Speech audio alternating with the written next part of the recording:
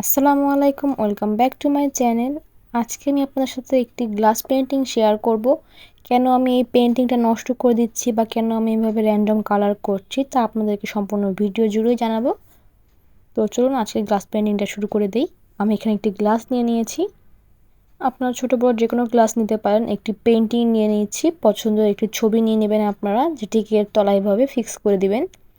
আপনারা চাইলে গুগল থেকেও ছবি নিতে পারেন বা নিজেও আঁকাতে পারেন। আমি এখানে একটা 3D আউটলাইনার নিচ্ছি। এটি ফেব্রিক্রাইলের 3D আউটলাইনার।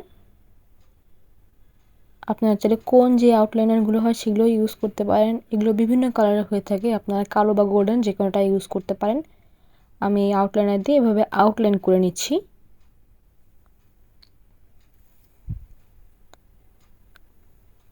আপনি যদি আজকে আমার চ্যানেলে প্রথম হয়ে থাকেন, প্লিজ চ্যানেলটি সাবস্ক্রাইব করে নেবেন আর আপনাদের ফ্রেন্ডস এবং ফ্যামিলির সাথেও শেয়ার করে দিবেন।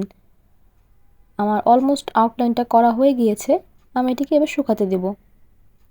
এটি শুকিয়ে গেলে পরের স্টেপে যাব।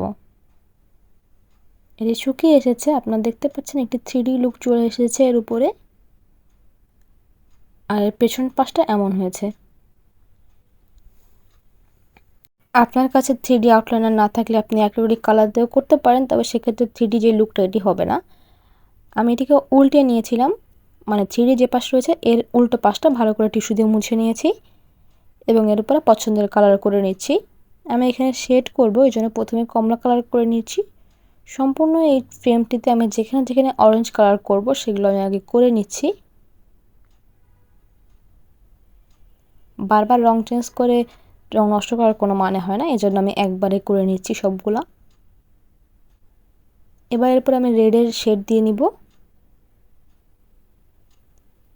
আপনারা যারা গ্লাস পেইন্টিং করেছেন তারা অবশ্যই জানেন গ্লাস পেইন্টিং একটা ম্যাজিকের মতো কাজ করে।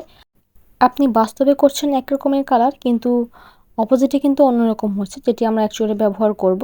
এটি কিন্তু আমাদের অ্যাকচুয়াল সাইড না, আমরা অ্যাকচুয়ালি কিন্তু 3D আউটলাইন যে পাশটায় করেছি ওই পাশটায় আমাদের সামনের দিকে থাকবে। তো আমি এখানে এবার গ্রিন কালার করে নিয়েছি। আমি এর সঙ্গে শেড দিব ইয়েলো দিয়ে। গ্রিন আর ইয়েলোর মধ্যে একটা কম্বিনেশনে একটি কলাপাতা কালার চলে আসবে। আমি প্রথমে এই সবুজ কালারগুলো করে নিচ্ছি সম্পূর্ণ।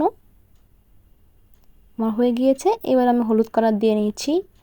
এভাবে রং করব যাতে কোনো ফাঁক না থাকে এবং দুটি রং ভালো মতো মিশে যায়, এর কম্বিনেশনে আরেকটি কালারের সৃষ্টি হয়। এভাবেই করে নিচ্ছি, এতে করে পাতায় একটা শেড দেখা যাবে, দেখতেও সুন্দর লাগবে। আমি সবগুলো এভাবে করে নিব। আমার এই পাশ তো অলমোস্ট রেডি হয়ে গিয়েছে। খুব সুন্দর একটি কালার চলে এসেছে অপোজিট সাইডে। এটি কিন্তু মূলত আমাদের উপরের দিকে সাইডটি হবে। এবার এটাকে আমি র্যান্ডম একটি কালার করব, আপনারা চাইলে কালার না করতে পারেন, পিছনে হোয়াইট পেপার ইউজ করতে পারেন। তো আমি এখানে একটি আকাশের টোন দেওয়ার চেষ্টা করছি। আমি এখানে আকাশি কালার বা অন্যান্য যে হালকা কালারগুলো আছে সেগুলো ইউজ করব। আমি এখানে পিঙ্ক কালার ইউজ করছি। এটা সম্পূর্ণ আপনার উপর ডিপেন্ড করছে আপনি কীভাবে এটিকে প্রেজেন্ট করতে চাচ্ছেন।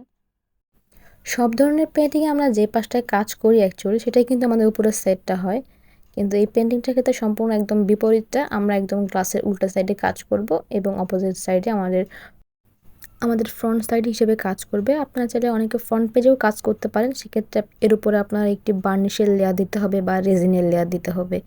আপনি অপোজিট সাইডে কাজ করলে এই যে গ্লাসে কোনো ঘষা লাগলে রঙটি উঠে আসবে না। বেসিক্যালি আমরা যখন কাপড়ে, ক্যানভাসে বা পেপারে কাজ করি সেক্ষেত্রে কিন্তু ঘষা লাগলে রঙটি উঠে যাওয়ার কোনো চান্স থাকে না, কিন্তু গ্লাসে একটু ঘষা লাগলে রং উঠে যাওয়ার চান্স থাকে। এজন্যই মূলত এটি উল্টো পাশে কাজ করা হয়, আর দেখতেও সুন্দর লাগে। এটিকে সম্পূর্ণ করে নিয়েছি, দেখতে একদমই বাজে মনে হচ্ছে। অ্যাকচুয়ালি কেমন হয় এটা আপনাদেরকে আমি একটু পরে দেখাচ্ছি। এটিকে শুকাতে দিয়েছিলাম, এটি শুকিয়ে গিয়েছে। আমি এবার এই কাচটির একটা ফ্রেম নিয়ে নিয়েছি। আমি কাচটিকে ফ্রেমে বসিয়ে দিচ্ছি। এর সাথে একটি বোর্ড থাকে, সেটিকেও আমি এভাবে অ্যাটাচ করে দিচ্ছি। আপনারা চাইলে মাঝে একটি পেপার দিয়ে নিতে পারেন সেফটির জন্য। এবার পিনগুলোকে লক করে নিয়েছি, উল্টে দিলাম। দেখতেই পাচ্ছেন কত সুন্দর লাগছে জিনিসটা। এভাবে আপনারা একটি গ্লাস পেইন্টিং করে ফেলতে পারবেন। এই ছিল আমার আজকের ফার্স্ট গ্লাস পেইন্টিংয়ের ভিডিও। আপনারা এই ধরনের আরও ভিডিও দেখতে চাইলে অবশ্যই কমেন্টে জানাবেন। আর ভিডিওটি ভালো লেগে থাকলে লাইক দিতে একদমই ভুলবেন না। আজকে আমার চ্যানেলে নতুন হয়ে থাকলে প্লিজ চ্যানেলটি সাবস্ক্রাইব করে নেবেন। আজকের মতো এখানেই বিদায় নিচ্ছি। Bye bye.